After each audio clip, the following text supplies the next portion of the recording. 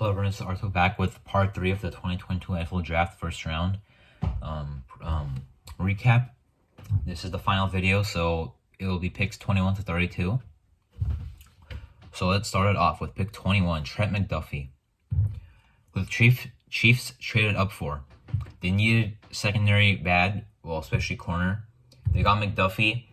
He's my corner 3B basically in this class. The reason teams are high on him wasn't because of, elite size or production. It was more of, he's got, number one, the versatility to play slot, outside, maybe even safety if they want. I think he'll play outside corner for them since their outside corner room is pretty thin besides L'Jarius Sneed. But he was a player in college where he didn't get many targets. He didn't even start until I think his third year. Well, I think he started in his second year because there was a game I was watching him of his second year in 2020. But this past year, he didn't get targeted much, so you're relying on his technique. You're relying on his athletic ability. His, I think he's a guy where he has the potential to be a ball hawk, playmaking corner. If the ball's thrown his way, he didn't give him any catches. He got his hands on the ball most of the time. He's aggressive in run support. His tackling is above average as well, so he's an aggressive, helpful, good player to have. So, this pick makes sense. With the 22nd pick, the Green Bay Packers took Quay Walker, the second best linebacker in the draft from Georgia. But anyway, Quay Walker, man, I thought he'd go way, way later. He's more of a tackling. I haven't done a scouting report, but from a lot of things I've seen from the Georgia defense, Quay Walker is not that good at coverage. He's more of a tackling, run support type of guy who can blitz as well. So I don't really like this pick. I mean, they really traded Devontae Adams to get this pick, and they got Quay Walker. Every linebacker was available, and they took Quay Walker. I think Devin Lloyd is better. I think he's even better in run support and still better in coverage. Nakobe Dean, I already said, I think is better. When I said that he's the second best linebacker from Georgia, that is Quay Walker. Even if you want to take someone like what's his name, Brian Asamoah, I'd rather take any of those three guys than Quay Walker here, but we'll see what the Packers are trying to do there. Chris Barnes, they got drafted in 2020, was a beast. It still is, UCLA guy. I'm really happy for that, but yeah, this pick is questionable for sure. Pick 2023. Whoa, what was that? Pick 23. The Bills took Kyle Elam. This is the pick that I was waiting to talk about because with the Bills, I'm not a Bills fan, first of all, but with this pick, I think they pulled the Raiders. I think they took the right position, but the wrong player. I don't think the value isn't bad. I think Elam would have gone in the second. I think that's where his talent best suits, where he was projected to go, but I could see, I understand how he went first round, but with the Bills, I don't understand how he took this corner over Roger McCreary. Let me say why. The Bills' defense is a hybrid defense, but what they did is they took a man corner, even though McCreary is also a man corner. They took Elam, who's a man corner, who is not good at tackling and is pretty unproven in zone. Instead of taking Roger McCreary, who's better in man coverage, in the 5 games I studied of Roger McCreary, he didn't have a single penalty. For PIs or anything like that. So he was a lot more fluid in his technique. His game against Alabama, he got targeted a lot, but he didn't give up, many catches. He had a lot of good pass breakups, and some of the times he was targeted, the receiver wasn't even open. But his tackling is also better, and he offers more zone coverage capabilities than Kyle Elam. So that's why I don't understand that pick at all. But I still think they got the right position. Levi Wallace left in free agency. They still have Tre'Davious White, who's coming off a torn ACL. But overall, if this pick works out, their secondary got a huge boost. They still have the best safety duo in the league, most likely. So we'll see what happens with this pick. Pick 24, the Cowboys took Tyler Smith. I think people act like this is a very questionable move, but I don't think it's that questionable, to be honest.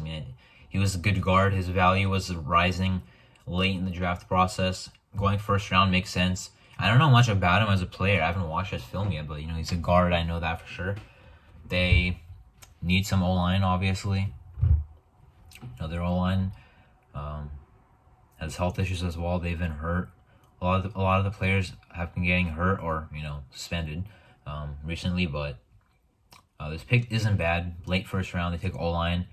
Um, their draft board got leaked, and the division rival Giants got two of their highest rated players that the Cowboys had on their board. But Tyler Smith, they had valued as a second rounder, but I mean, I don't think anyone else on their first round board was even here. So they took the best player that they had in the second round, their best rated second round projected pick, basically, because no one else they thought were worth of a first round pick was theirs. The 25th pick, the Ravens took Tyler Linderbaum, who they got in the Cardinals trade for pick 23, and then traded back with the Bills 2 spots for pick 25.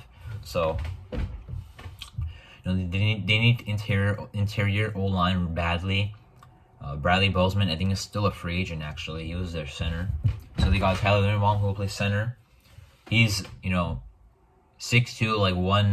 296 pounds, but even though he lacks ideal size and length, watching his film, there was there was no worry about him being bullied in the trenches. He definitely had the power to completely move anyone out of the way. Nose tackles, he can move guys that weigh 50 more pounds than him out of the way. So I think this is absolutely good pick. Linderbaum is the best center prospect we've seen in a couple of years. Even though Creed Humphrey played really well in his rookie year, as a prospect, Linderbaum might be the best center prospect we've seen in a while. He would have gone higher if he wasn't a center. Centers aren't valued as high as tackles or guards, but he definitely has first round talent, and I think this is a good pick.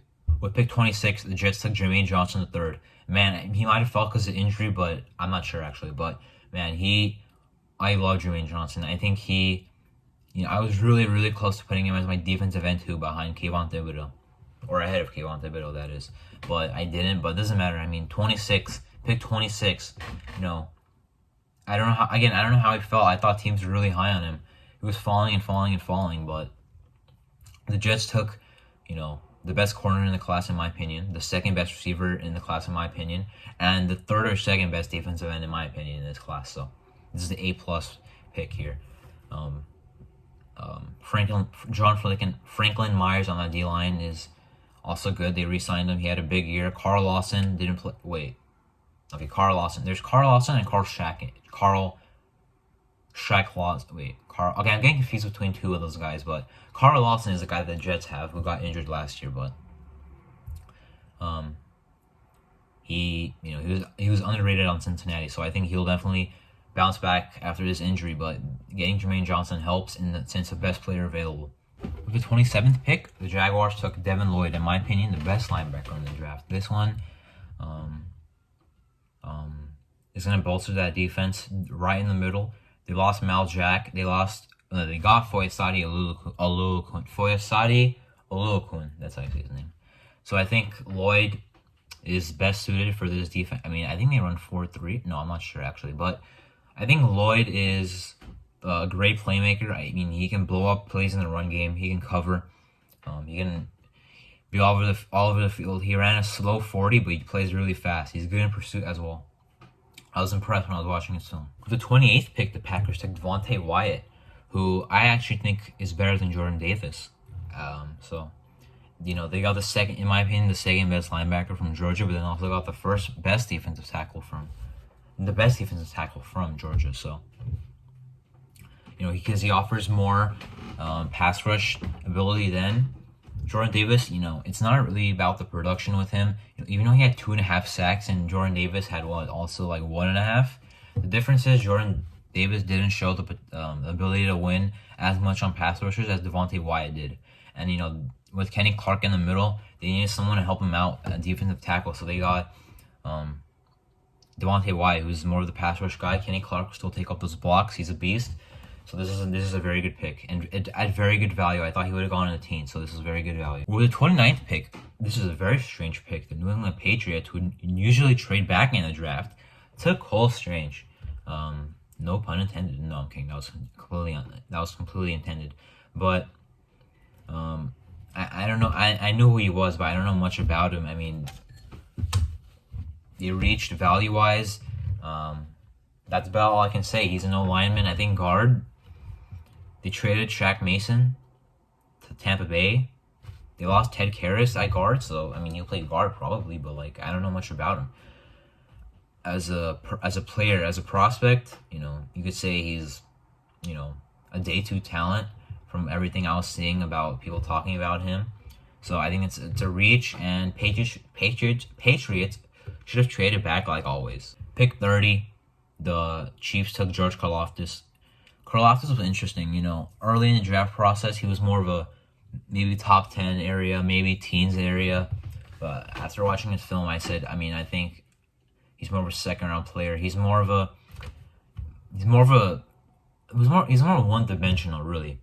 His pass rushing is alright, but he's a power rusher, but his run stopping was not as good as I thought it would be. I thought he was more of a balanced guy, run stopping, pass rushing, but his run stopping was not good.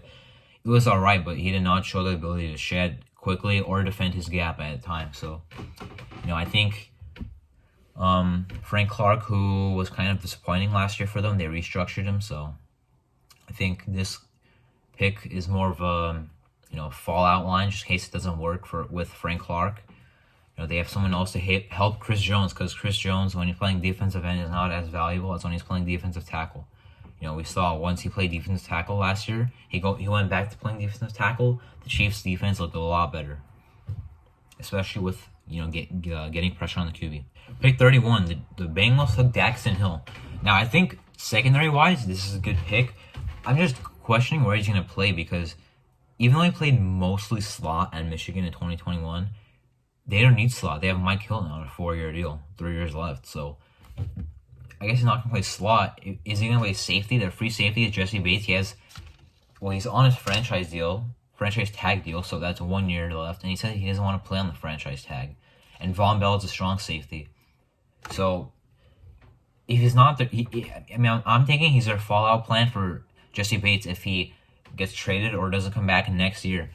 That's what I can think of, because there's no point in playing him at slot when you have Mike Hilton, who you paid so much money to, and he played well last year also. And I don't think he's an outside corner, even though you need an outside corner. So it was interesting. It was definitely, I think, best player available. I think taking this pick makes, I'm not as high on Daxton Hill as some others are, but this pick, he's more of a player where he plays, all over the field. He's a traditional slot corner, blitzes, tackles, covers, and does a lot of both, But even though I think outside corner is what they really needed badly, I guess taking a guy in the secondary who can move around is a smarter pick. But we'll see how he plays. Because I was not as high on Daxton Hill as some other players, or as some other people were on this player. Pick 32, last pick of the first round. The Vikings took Lewis Cine, safety from Georgia. Yeah. Well, they don't have Anthony Harris. They haven't had him for a year. Harrison Smith is still there. They needed safety help. They got a safety. What can I really say? At pick 32, and they traded back 20 spots. The pick looks a little worse considering the fact that they traded back with a division rival who got a wide receiver. It was really good. So that does not help. If he starts being a problem in that division for the Vikings, then you could say